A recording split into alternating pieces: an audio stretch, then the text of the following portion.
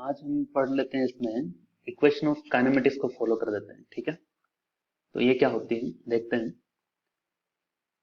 ये जो equation of kinematics है, चाहे वो वन डायमेंशनल मोशन हो या फिर टू डायमेंशनल मोशन हो, दोनों जगहों पर ये वैलिड है। इवन 3D में भी वैलिड है, लेकिन हम ज्यादातर 1D और 2D ही पढ़ते हैं अपने 11th-12th में। ठीक है, अब इसके आगे पॉइंट, यहाँ हम बात करेंगे वन डायमेंशनल मोशन की, यानी कि मोशन अगर एक ही डायरेक्शन हो। कितनी डायरेक्शन में? एक ही डायरेक्शन में, या तो एक्स में होगा या फिर वाई में, जेड में भी हो सकता है, कोई दिक्कत नहीं। अब एक स्ट्रेट लाइन लिया, यहां पर इसका वन डायमेंशनल मोशन करवा देते हैं। तो यहां से ये चलना स्टार्ट किया और किसी फाइनल डेस्टिनेशन पर पहुंचा। लेट्स से इसका इनिशियल वेलोसिटी u है और इसका फाइनल वेलोसिटी जब ये यहां पहुंचा था ये v है। तो चेंज हुआ है वेलोसिटी, मान लेते हैं पहले 10 था, 10 मीटर पर सेकंड, फिर 15 मीटर पर सेकंड हुआ, तो there is a change in the speed. तो अगर चेंज होता है स्पीड तो वहां पर क्या होता है? एक्सेलरेशन होता है।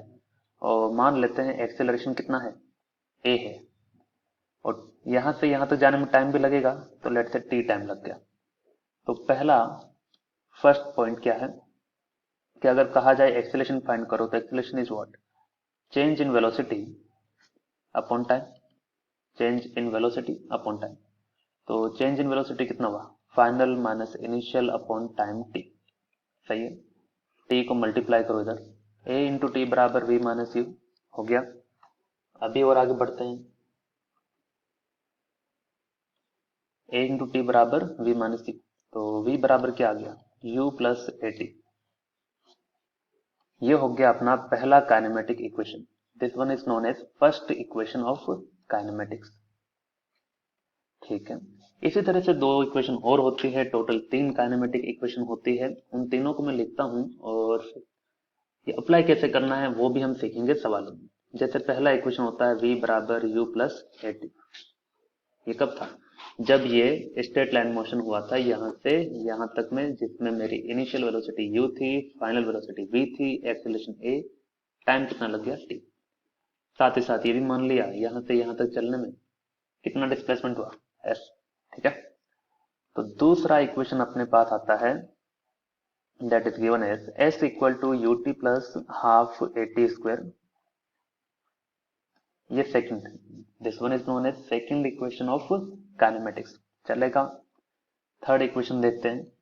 थर्ड होता है v square equal to u square plus twice of a s. ये हो गया थर्ड इक्वेशन ऑफ काइनेमेटिक्स। अब कौन सा टर्म क्या है उसको भी देख लेते हैं। v जो है वो है फाइनल वेलोसिटी, v है final velocity, u is known as initial velocity, t for time है यहाँ पर कि कितना टाइम लगा है यहाँ से यहाँ जाने में, s अपना क्या है? s वैसे कहने के लिए डिस्प्लेसमेंट होता है और पोजीशन भी कहते हैं, एक ही बात है। a फॉर एक्सीलरेशन है,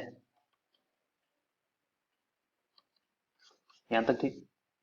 अब ये जो तीनों इक्वेशन है काइनेमेटिक इक्वेशन, ये कब वैलिड होती है इनको हम देखते हैं। वो बहुत इंपॉर्टेंट है कि जब भी किसी मोशन में एक्सीलरेशन कांस्टेंट हो। क्या कांस्टेंट हो? एक्सीलरेशन कांस्टेंट हो, तो कांस्टेंट होने पर ही क्या लगती है? काइनेमेटिक इक्वेशन लगती है। ठीक है, जब भी एक्सेलरेशन कांस्टेंट होता है तो ये तीनों इक्वेशन क्या होगी? वैलिड होगी, अदरवाइज नहीं होगी, कोई चांस ही नहीं। ठीक है, अब एक्सेलरेशन कांस्टेंट कहां पर होता है वो देखते हैं। जैसे क्या करते हैं, एक आदमी को यहां खड़ा कर दिया, उसको कहा भाई ये लो एक क्रिकेट बॉल ले लो तुम, क्रिकेट बॉल दिया उसे, उसे ऊपर फेंकने के लिए कहा गया, तो बॉल ऊपर गई, ग्रेविटी क्या करेगी? उसको वापस नीचे लेकर आएगी, तो वो नीचे भी आ गई। तो ये कैसा मोशन है? ये वाई डायरेक्शन में। कैसा मोशन है? वाई डायरेक्शन में, सही है ना? तो वाई डायरेक्शन मोशन है, तो यहां पर भी वो तीनों इक्वेशन लगा सकते हैं अगर एक्सेलरेशन क्या हो? कांस्टेंट हो। तो मान लेते हैं एक बिल्डिंग है, बिल्डिंग से किसी ऑब्जेक्ट को गिराया गया, तो गिराते हैं तो ये नीचे गिर रहा है, लेकिन किसकी वजह से? That is because of the acceleration due to gravity. और जी की वैल्यू कितनी होती है?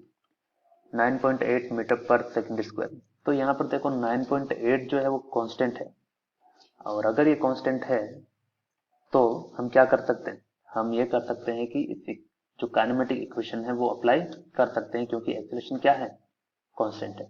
ओके, तो इसके ऊपर कुछ सवाल लेंगे, अगले लेक्चर में लिया जाएंगे, ठीक है।